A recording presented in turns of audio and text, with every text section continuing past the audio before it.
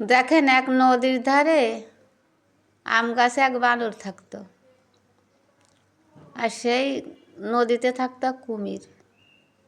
তা সে বানর যে গাছে থাকতো সে গাছে অনেক সুন্দর মিষ্টি। তো প্রত্যেক দিন কুমির আসতো, কুমিরে একটা করে আম দিত, কুমির খাতো।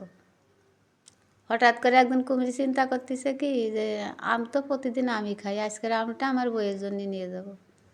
এখন ওই আমটা নিয়ে গেছে, বউর জন্য। বউ খাইয়ে বলতেছে কি, অনেক সুন্দর মিষ্টি আম তো। তা কাছে হ্যাঁ, আমার বন্ধু প্রতিদিন আমার একটা করে আম দেয়, আমি তাই খাই।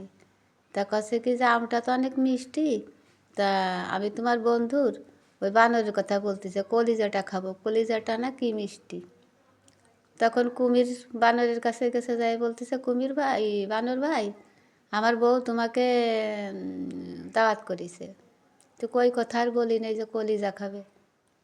কষা আচ্ছা ঠিক আছে। পরের দিন দুইজনে যাচ্ছে নদীর অর্ধেক মাঝখানে গেলি, বলতেছে যে বানর ভাই, তোমার তো এই কথা বলাই নেই, আমার বউ তোমার কি করতে নেসছে, তো কী করতি তাহলে, তোমার কলিজাটা খাবে, আম খেয়ে অনেক মিষ্টি, কলিজাটা না কত মিষ্টি, এই সে বলিছে কলিজাটা খেতে চাই। কস ও, কলিজাটা আমি তো গাছে রেখে আসছি, তাহলে আমরা ফিরি কলিজাটা নিয়ে আসি। তখন দুজনে ফিরেছে, ফিরে বানর গাছে উঠে এক লাফ দিয়ে বলতে থাকি, হাই রে, তোরা প্রত্যেক দিন একটা একটা করে আম খাওয়াতাম, আমার কলিজাটা খেতে, তাই না? তা তোর ফতে তুই যা, আর আমার কাছে আমি থাকি।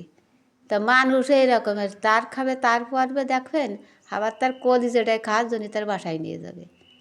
তা আমরা তো বুঝি না, তাই এর থেকে আপনারা দূরে থাকবেন। এরা